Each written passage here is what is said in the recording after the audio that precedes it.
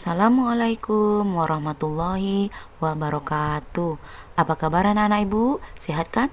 Alhamdulillah. Nah, hari ini kita lanjutkan lagi pelajaran kita. Agar yang ibu sampaikan dapat kamu pahami dengan mudah, terlebih dahulu kita berdoa sebelum belajar. Ayo tadahkan tangannya. Bismillahirrahmanirrahim. Rabbi zidni ilma warzuqni fahma wa amalan sholiha. Amin. Hari ini kita masih pelajaran 4 dengan subtema zakat mal. Mal artinya harta. Jadi, zakat mal artinya mengeluarkan bagian tertentu dari harta tertentu yang telah mencapai nisab dan haul kepada orang yang berhak menerimanya. Nisab artinya kadar atau jumlah harta yang dimiliki seseorang. Sedangkan haul artinya lama waktu suatu harta menjadi milik seseorang. Adapun zakat mal dimaksudkan untuk membersihkan harta yang dimiliki karena di dalam harta itu ada hak orang lain atau fakir miskin. Syarat wajib zakat mal maksudnya adalah siapa yang wajib menzakatkan hartanya. Yang pertama, pemilik harta beragama Islam. Jadi, hanya orang yang beragama Islam dan memiliki harta tertentu yang wajib membayar zakat mal. Orang yang tidak beragama Islam tidak perlu mengeluarkan zakat mal. Syarat wajib yang kedua adalah pemilik harta telah masuk usia baligh dan berakal. Maksudnya gimana? Misalnya ada seorang yang belum baligh atau masih kecil tapi memiliki harta yang banyak, maka dia belum diwajibkan membayar zakat mal. Kemudian ada juga misalnya orang yang memiliki banyak harta tapi dia tidak berakal atau kurang waras, maka dia tidak wajib membayar zakat mal. Syarat wajib yang ketiga, harta tersebut termasuk jenis yang wajib dizakatkan. Misalnya uang, emas, hasil pertanian, binatang ternak, atau barang temuan. Syarat wajib yang keempat adalah harta tersebut telah sampai nisab dan haulnya. Contohnya, seseorang memiliki emas. Emas itu nisabnya adalah 85 gram.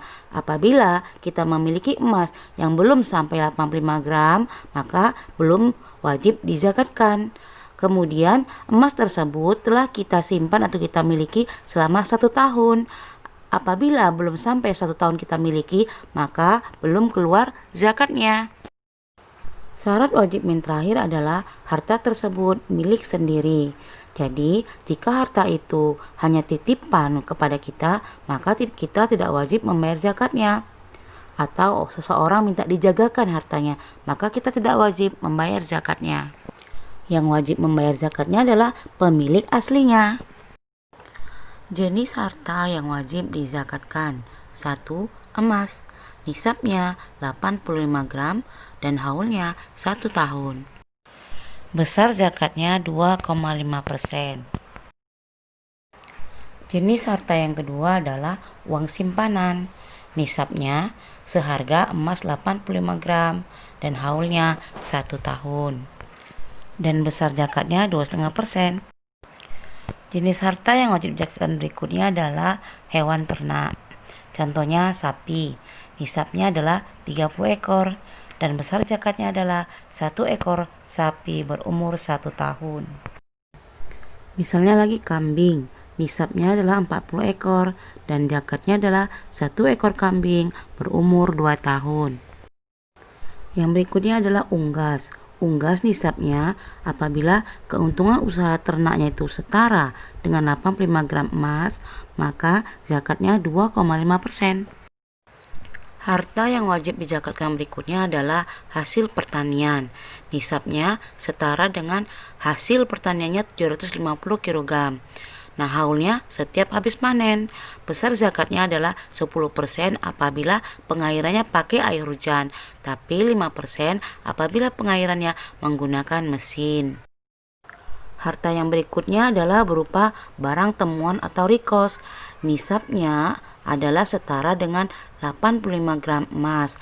Haulnya saat diperoleh dan besar zakatnya adalah 20% dari barang temuan tersebut. Orang yang berhak menerima zakat.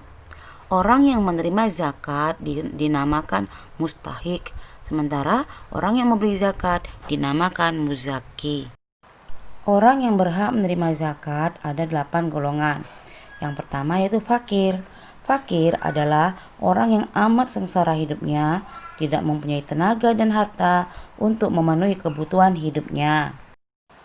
Golongan yang kedua adalah miskin. Miskin adalah orang yang tidak cukup penghasilannya untuk memenuhi kebutuhannya sehari-hari. Golongan yang berikutnya adalah hamba sahaya. Hamba sahaya adalah budak yang harus dimerdekakan. Tapi sekarang sudah tidak ada lagi budak. Golongan yang berikutnya adalah fisabilillah. Fisabilillah adalah orang yang berjuang pada jalan Allah, yaitu orang yang berjuang untuk keperluan mempertahankan Islam. Golongan yang berikutnya adalah amil.